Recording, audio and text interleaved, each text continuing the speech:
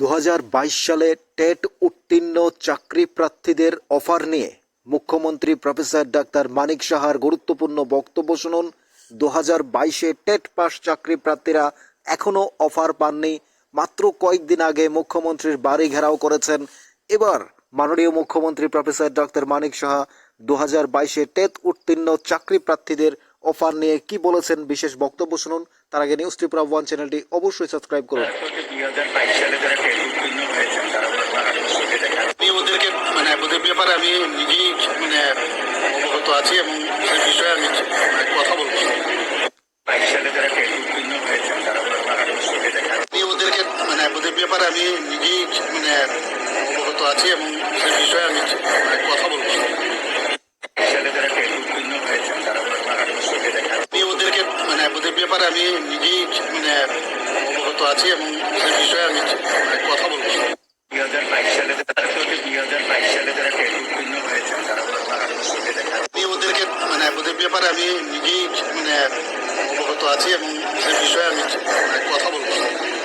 2022 সালে যারা টেট উত্তীর্ণ হয়েছেন তারা ওদেরকে ওদের ব্যাপারে আমি নিজেই অবগত আছি এবং সে বিষয়ে আমি কথা বলবো।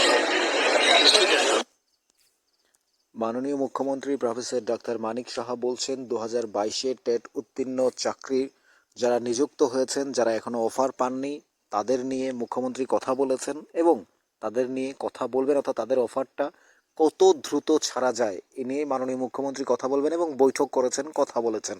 অর্থাৎ আমরা বাইরের থেকে যতটা ভাবছি ততটা নয়। মাননীয় মুখ্যমন্ত্রীর বাড়ি ঘেরাও করেছেন কয়েকদিন আগে এবং যে ত্রিপুরা টিচার্স রিক্রুটমেন্ট বোর্ড রয়েছে টিআরবিটি, সেখানেও তারা গিয়েছেন। তারা সেখানে গিয়েও ধর্ণা দিয়েছেন। তারা সেখানে গিয়ে অধিকর্তার সাথে কথা বলেছেন, ডিরেক্টরের সাথে কথা বলেছেন এবং অন্যান্যভাবেও আমরা দেখছি সোশ্যাল মিডিয়াতে তারা আবেদন জানাচ্ছেন এবং 361 জন যারা চাকরি প্রার্থী রয়েছেন, যারা শুধু অফারের অপেক্ষায় রয়েছেন কিন্তু তারা এখনও অফার পাননি। এবার মাননীয় মুখ্যমন্ত্রী অবশেষে মুখ খুললেন। মাননীয় মুখ্যমন্ত্রী কথা বলেছেন এই টেট উত্তীর্ণ চাকরি প্রার্থীদের নিয়ে, তাদের অফার কবে দেওয়া হবে, তাদেরকে কিভাবে অফার দেওয়া হবে সে নিয়ে মাননীয় মুখ্যমন্ত্রী বৈঠক করেছেন, কথা বলেছেন। মাননীয় মুখ্যমন্ত্রী নিজে জানিয়েছেন। আমরা বারবার বলছিলাম একটা কথা, সমস্ত চাকরির ক্ষেত্রে আমরা একটা কথা বলি, যখন নোটিফিকেশন দেওয়া হয়েছে, ইন্টারভিউ নেওয়া হয়েছে, রেজাল্ট পাবলিশড হয়েছে, মাননীয় মুখ্যমন্ত্রী নিশ্চিত করে অফার দেবেন। কেন দেওয়া হচ্ছিল না, কেন দেওয়া হয়নি, এটা আমরা প্রত্যেকে জানি। সুপ্রিম কোর্টের একটা গাইডলাইন ছিল, সুপ্রিম কোর্টে একটা কেস ছিল, একটা মামলা হয়েছিল। তারপর ডিএলএড অর্থাৎ প্রাইমারি এবং পরবর্তীতে যারা টেট 2 তাদের ক্ষেত্রে আমরা সমস্ত কিছু দেখেছি। এবার আমরা বলতেই পারি এই চাকরির ক্ষেত্রে এতদিন সময় নিয়েছে, অপেক্ষা করেছে মাননীয় মুখ্যমন্ত্রী।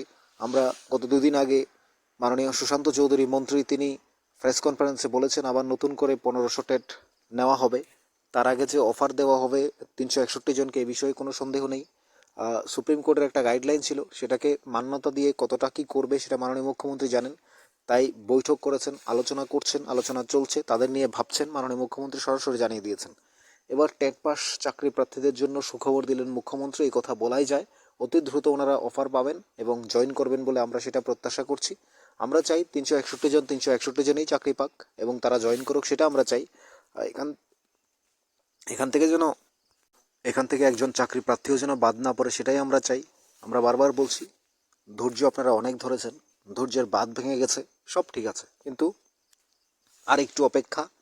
মাননীয় মুখ্যমন্ত্রী যখন সুখবর দিয়েছেন এই টেট উত্তীর্ণ চাকরি প্রার্থীদের অফার দেওয়ার জন্য তিনি কথা বলেছেন, বৈঠক করেছেন, তিনি কথা বলবেন, তখন বলাই যায় যে খুব দ্রুত হয়ে যাবে, আপনারা নিশ্চিন্তে থাকুন। আর যারা আগামী দিনে টেট পরীক্ষা দিতে চাইছেন, টেট পরীক্ষায় বসবেন, টেট 1 টেট 2-তে 1500 চাকরিতে আপনারা ভালো করে এখন থেকে শুরু করুন, অর্থাৎ ফুল প্রিপারেশান নিতে থাকুন। যেই কোনো মুহূর্তে নোটিফিকেশান চলে আসবে। 2025-এর ফার্স্টেই অর্থাৎ মার্চ এপ্রিলের মধ্যেই পরীক্ষা হয়ে যাবে, এ বিষয়ে কোনো সন্দেহ নেই। আপনি প্রস্তুত থাকুন।